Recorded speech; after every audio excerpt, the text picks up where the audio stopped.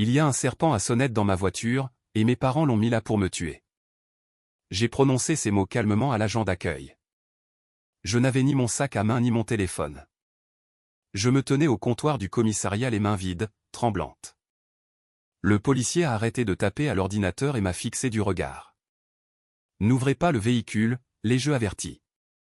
Appelez les pompiers spécialisés et appelez la brigade criminelle. Il y a 20 minutes, mon père m'a tendu ce sac lourd et vibrant. Il a souri et m'a donné une instruction précise, laisse-le dans la voiture, Désiré. Laisse-le reposer au soleil. Nous voulons que tout soit chaud pour le docteur. Chaud? Il voulait que le serpent soit agité pour qu'il frappe au moment où j'ouvrirai la fermeture éclair. J'ai appuyé ma tête contre la vitre de séparation et j'ai fermé les yeux. Je n'étais plus une fille, j'étais un témoin. Je n'aurais jamais pensé que mon propre père transformerait un sac à main en cuir en cercueil. Avant que je ne vous dise ce qu'ils ont trouvé à l'intérieur, dites-le moi dans les commentaires, quelle est la phrase qu'un membre de votre famille vous a dite et qui vous a fait réaliser qu'il ne vous aimait pas? Qu'il vous utilisait simplement. Je lirai chacun d'entre eux. Pour comprendre pourquoi je n'ai pas crié dans ce commissariat, vous devez comprendre les mathématiques de ma famille. Je suis expert comptable judiciaire. Mon travail consiste à regarder les chiffres et à trouver l'histoire qu'ils cachent. Dans ma famille, les mathématiques étaient simples. J'étais l'actif. Ma sœur cadette, Chloé, était le passif. Et mes parents étaient les investisseurs qui refusaient de limiter leurs pertes. Pendant 7 ans, j'ai été la réparatrice. J'ai remboursé la dette de carte de crédit de mon père à 3 reprises. J'ai financé l'entreprise de bougies artisanales de ma mère qui a duré exactement 4 mois. J'ai acheté la maison dans laquelle nous vivions tous parce que leur cote de crédit était plus basse que la température en janvier. Je pensais que si je payais assez, je pourrais enfin acheter ma place en tant que favorite. J'avais tort. Le cauchemar n'a pas commencé avec un serpent. Il a commencé il y a 6 mois, un mardi, tout comme celui-ci.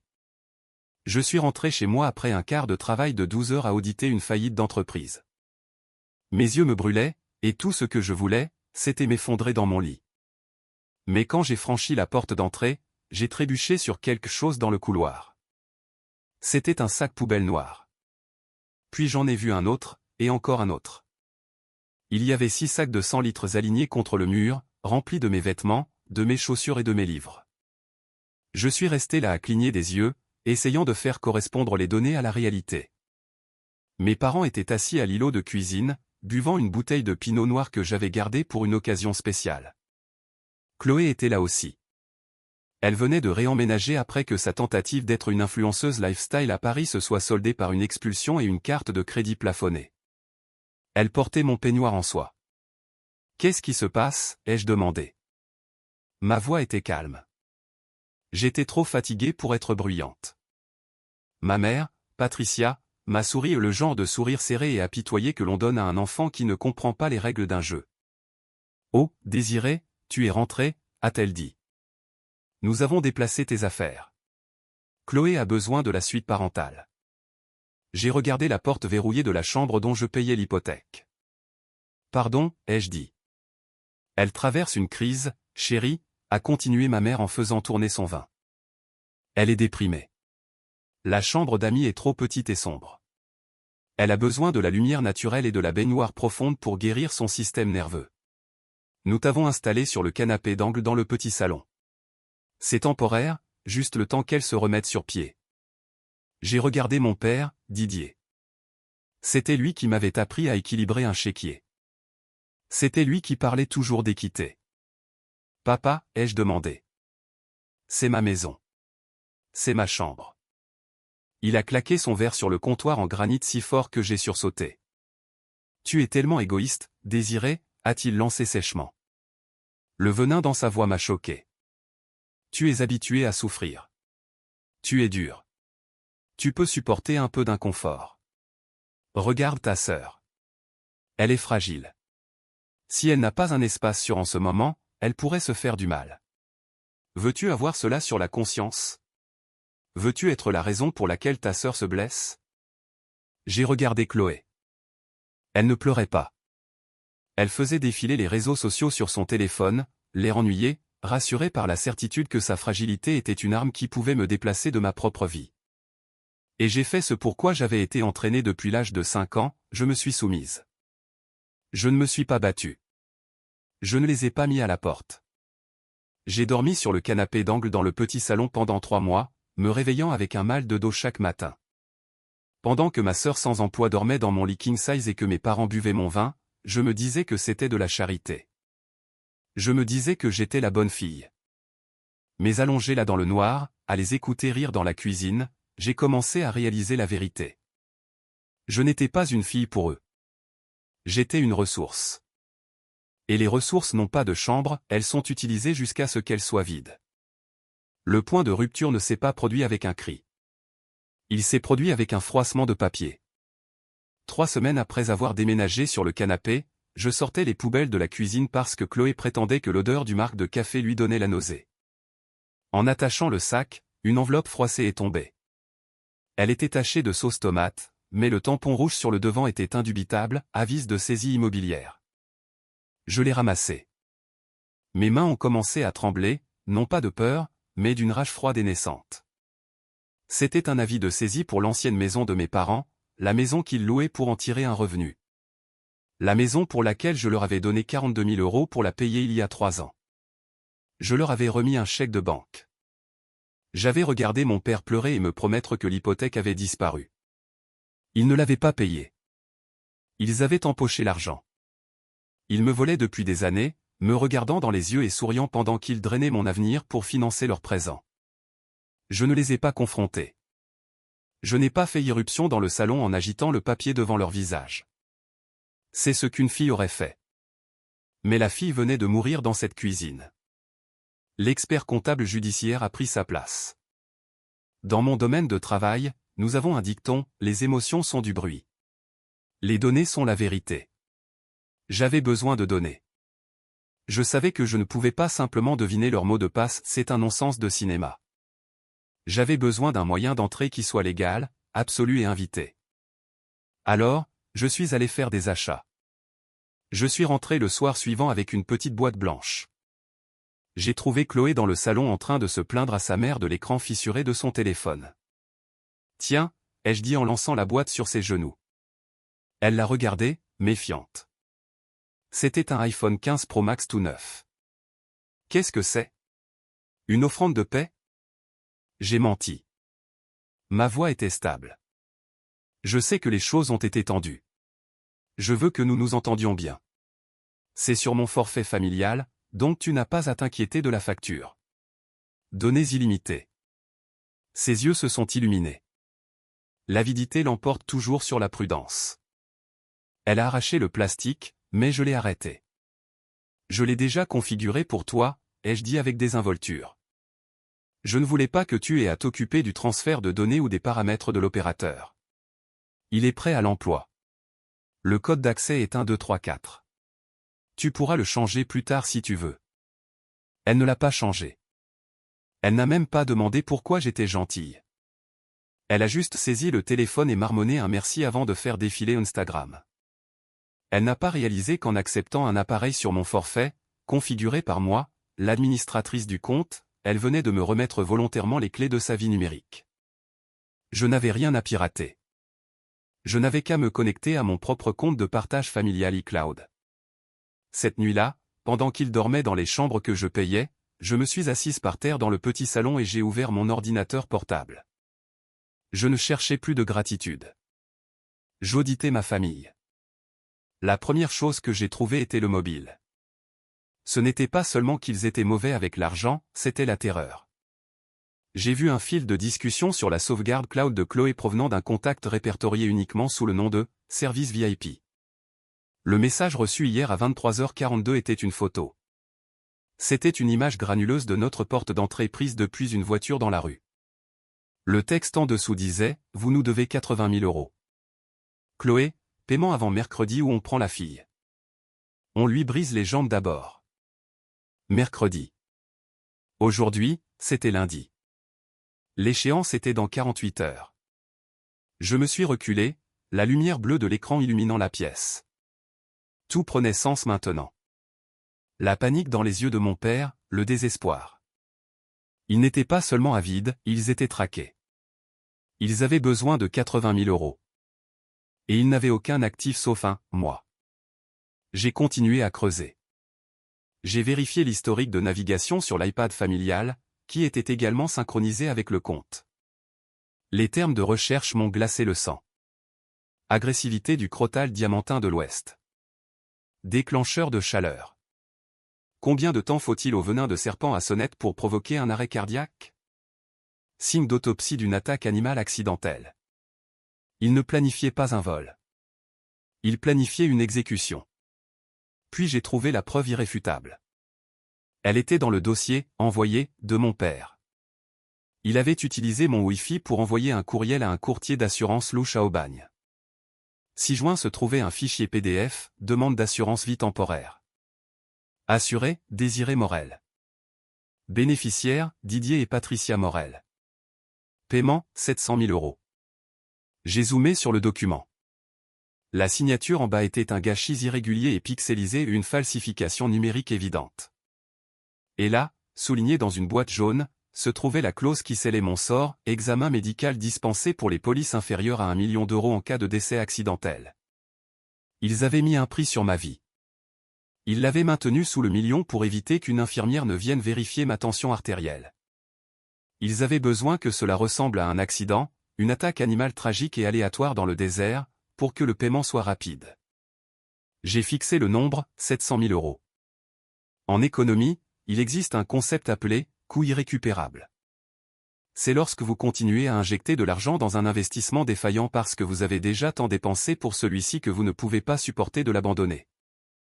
J'ai réalisé alors, assise dans le noir, que je n'étais pas une personne pour mes parents. J'étais un actif liquide. Chloé était leur investissement. Ils avaient versé leur amour, leur fierté et leur argent en elle pendant 26 ans. Elle était un échec, un trou noir de dette. Mais elle était leur trou noir. Pour eux, la perdre aux mains des usuriers était inacceptable. Cela signifierait admettre qu'ils avaient échoué. Alors, pour sauver le mauvais investissement, ils devaient liquider le bon. Ils devaient encaisser ma valeur. Ce n'était pas personnel. C'était juste les affaires. Et cela faisait plus mal que n'importe quelle haine ne le pourrait jamais. J'ai fermé l'ordinateur portable. Je n'ai pas encore appelé la police. Si j'appelais maintenant, ils prétendraient simplement que c'était de la recherche pour un livre ou un malentendu. J'avais besoin qu'ils fassent le premier pas. J'avais besoin qu'ils me remettent l'arme. Je suis allé dormir sur le canapé, écoutant le silence de la maison, attendant qu'ils essaient de me tuer. Pendant les 24 heures suivantes, je n'ai pas dormi. Je suis devenu un fantôme dans ma propre maison pendant que mes parents regardaient la télévision en bas et que Chloé dormait dans mon lit. J'ai construit une forteresse numérique de preuves qui les enterrerait. Je n'avais pas besoin de pirater quoi que ce soit, j'avais juste besoin de regarder là où ils étaient trop arrogants pour se cacher. Mon père était un homme qui tapait encore avec 2 doigts et écrivait ses mots de passe sur une note adhésive sous son clavier. Il supposait que j'étais trop occupé à travailler pour remarquer ce qu'il faisait sur mon propre réseau Wi-Fi. Il avait tort. Je me suis connecté au portail d'administration du routeur. C'est incroyable ce qu'un journal de routeur peut vous dire si vous savez comment le lire. J'ai fait correspondre les identifiants des appareils aux eurodatages. À 2 heures du matin dimanche, pendant que je dormais sur le canapé, l'iPad familial, celui qu'ils utilisaient pour jouer à des jeux, avait été occupé. J'ai accédé à l'historique de navigation synchronisé avec le compte cloud que je gérais. Les termes de recherche étaient une feuille de route pour le meurtre, toxicité du crotale diamantin de l'Ouest par rapport au crotale du Mojave. Où acheter des serpents venimeux. Marché noir de Marseille. La chaleur rend-elle les serpents plus agressifs? Ce dernier point m'a fait marquer une pause. La chaleur. Il recherchait des déclencheurs environnementaux. Il ne voulait pas seulement que le serpent me morde, il le voulait en frénésie. Il voulait s'assurer qu'au moment où j'ouvrirais ce sac, la créature à l'intérieur frapperait plus vite que je ne pourrais réagir. J'ai pris des captures d'écran. J'ai sauvegardé les métadonnées. J'ai organisé chaque terme de recherche dans un dossier intitulé « Préméditation ». Puis je suis allé chercher le coup de grâce financier. Je savais que mon père utilisait mon ordinateur portable quand j'étais au travail parce qu'il prétendait que l'écran de son téléphone était trop petit pour ses courriels. Il ne se déconnectait jamais. J'ai ouvert son client de messagerie et je suis allé directement dans le dossier « Envoyé ». Il était là, un courriel envoyé il y a 3 jours à un courtier à Aubagne avec un nom de domaine qui ressemblait à une société écran. Objet, demande, Désiré Morel. Pièce jointe, police finale signée.pdf. J'ai ouvert le fichier. C'était une police d'assurance vie temporaire. Le montant de la couverture était de 700 000 €. J'ai fixé le document, l'analysant comme s'il s'agissait d'un bilan d'entreprise. Pourquoi 700 000 ? Pourquoi pas le million complet ? Puis j'ai vu la clause à la page 4, surlignée en jaune numérique, examen médical dispensé pour les polices inférieures à 1 million d'euros. Ils avaient bien fait leur devoir. S'ils avaient visé le million, une infirmière d'assurance m'aurait appelé pour planifier une prise de sang. En restant sous le plafond, ils ont contourné la seule mesure de protection qui m'aurait alerté. J'ai fait défiler jusqu'en bas. Il y avait ma signature, Désiré Morel. C'était une falsification correcte, probablement décalquée d'une carte d'anniversaire que je leur avais donnée. Mais quand j'ai zoomé à 400%, j'ai vu les artefacts de pixelisation. C'était un travail de copier-coller. J'ai vérifié l'horodatage de la signature numérique. Elle avait été signée à 1h04 du matin vendredi dernier. J'étais au bureau à ce moment-là, connecté à un serveur sécurisé à 30 km de là. J'ai sorti mes journaux de travail pour prouver mon alibi. Je les tenais. J'avais le mobile, les moyens et l'opportunité. Mais je ne me suis pas arrêté là. J'avais besoin de m'assurer que cette preuve survive, même si je ne survivais pas. J'ai créé un serveur cloud sécurisé et crypté qui n'était lié à aucune de mes adresses électroniques connues. J'ai tout téléchargé, les captures d'écran, les fichiers PDF, les journaux de discussion, l'historique du routeur. J'ai mis en place un protocole de l'homme mort. Si je ne me connectais pas toutes les 24 heures pour réinitialiser le minuteur, le fichier entier s'enverrait automatiquement par courriel au procureur de la République, à mon patron et à 3 médias. Je me suis adossé au mur du petit salon. La maison était calme. Je pouvais entendre mon père ronfler dans la chambre d'amis. Je pouvais entendre le bourdonnement du réfrigérateur. Cela semblait surréaliste. J'étais assise dans une maison avec 3 personnes qui avaient des paris légaux sur ma mort, et ils dormaient profondément. J'ai regardé le calendrier sur mon téléphone. Mardi. L'échéance des usuriers était mercredi. Cela signifiait que demain était le jour J. Je ne ressentais plus de peur. Je ressentais une clarté froide et tranchante. Ils pensaient être les chasseurs, tendant un piège à un animal stupide. Ils ne réalisaient pas qu'ils venaient d'entrer dans une cage avec une expert comptable judiciaire. J'ai fermé mon ordinateur portable. Je n'ai pas verrouillé ma porte. Je voulais qu'ils se sentent en sécurité. Je voulais qu'ils pensent que j'étais toujours la fille inconsciente et magnifique qui ferait exactement ce qu'on lui disait. J'ai attendu que le soleil se lève. Le mardi matin est arrivé avec un ciel si bleu qu'il semblait artificiel. L'air dans la cuisine était cassant, comme du sucre filé qui se briserait si quelqu'un parlait trop fort. Je pouvais sentir le bacon et le café, l'odeur d'un petit déjeuner familial normal, mais en dessous se trouvait le goût métallique de l'adrénaline.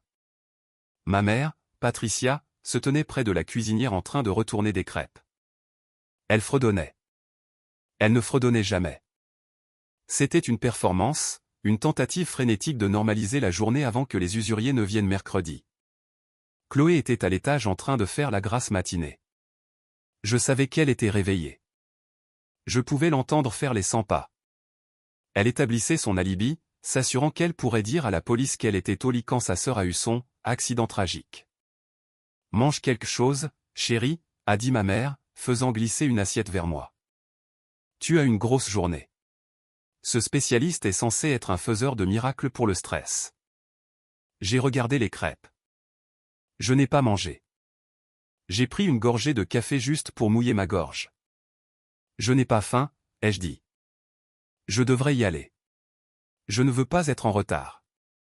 C'est vrai, a dit mon père.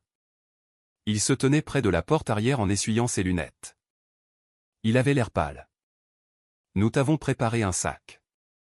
Juste quelques bouteilles d'eau, tes vieux dossiers médicaux, des choses dont le docteur pourrait avoir besoin. Il a pointé l'îlot de cuisine. Il était là, mon sac fourre-tout en cuir noir. Il avait l'air normal. Il ressemblait au sac que je prenais au travail tous les jours. Mais quand j'ai tendu la main vers lui, ma mère a sursauté. « Attention », a-t-elle dit sèchement. Puis elle a forcé un sourire. « Je veux dire, c'est lourd. » J'ai mis 3 grandes bouteilles d'eau dedans. L'hydratation est la clé. Je l'ai ramassé. C'était lourd. Et puis je l'ai senti une vibration subtile et rythmique contre le cuir. Un sifflement bas et sec qui était à peine audible par-dessus le bourdonnement du réfrigérateur. Mon sang s'est transformé en glace. Ce n'étaient pas des bouteilles d'eau. J'ai passé la sangle sur mon épaule, gardant le sac loin de mon corps. « Merci, maman », ai-je dit. « Tu penses à tout. » Mon père m'a accompagné jusqu'à la voiture. Le soleil de Marseille était déjà impitoyable, le bitume irradiant des vagues de chaleur. Nous nous tenions près de ma Renault Mégane. C'était ça. C'était le moment. « Écoute, Désiré », a-t-il dit, posant une main sur mon épaule. Sa paume était moite. « Quand tu arriveras à la clinique, la réception est terrible. Laisse le sac dans la voiture pendant que tu entres pour t'enregistrer. Verrouille les portes. Nous ne voulons pas que quelqu'un vole tes dossiers. » Je l'ai regardé. J'ai regardé l'homme qui m'avait appris à faire du vélo. « Laissez le sac dans la voiture », ai-je demandé. Il m'a demandé d'attendre 10 ou 15 minutes, disant que la chaleur protégerait les documents. Il n'avait pas besoin d'expliquer. J'ai compris. Les serpents à sonnette sont des animaux à sang-froid. Dans la maison fraîche, il était lent. Dans une voiture scellée sous le soleil de Provence, il deviendrait frénétique et mortel. Au moment où j'ouvrirais le sac, il ne ferait pas que mordre, il attaquerait. J'ai accepté, je suis monté dans la voiture, je l'ai regardé retourner à l'intérieur, et je suis parti. Une fois hors de vue, je me suis rangé sur le côté, j'ai éteint la climatisation, j'ai remonté les vitres et j'ai laissé la voiture chauffer.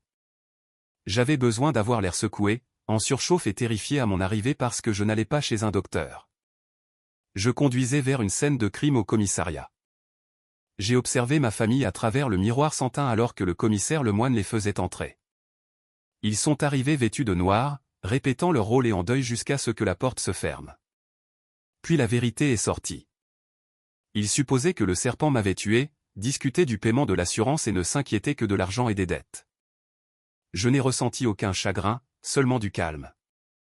Ils n'étaient plus des prédateurs, ils étaient piégés. Lemoine a diffusé l'enregistrement de mon père m'ordonnant d'ouvrir le sac et de Chloé menaçant de me tuer elle-même si le serpent ne l'avait pas fait. La pièce est devenue silencieuse. Ils savaient qu'ils étaient pris. Je ne les ai jamais confrontés. C'est ce que font les victimes. J'ai intenté un procès civil à la place et j'ai gelé leurs avoirs. Ils ne pouvaient pas payer leur avocat. Chloé a accepté une négociation de peine. Mes parents ont été condamnés. J'ai utilisé la créance de mon procès pour acheter la maison sans dépenser $1. Je l'ai rénovée, louée et j'ai déménagé à Lyon. Je ne les ai pas bloqués. Je les ai supprimés. Ce sont juste des créances irrécouvrables.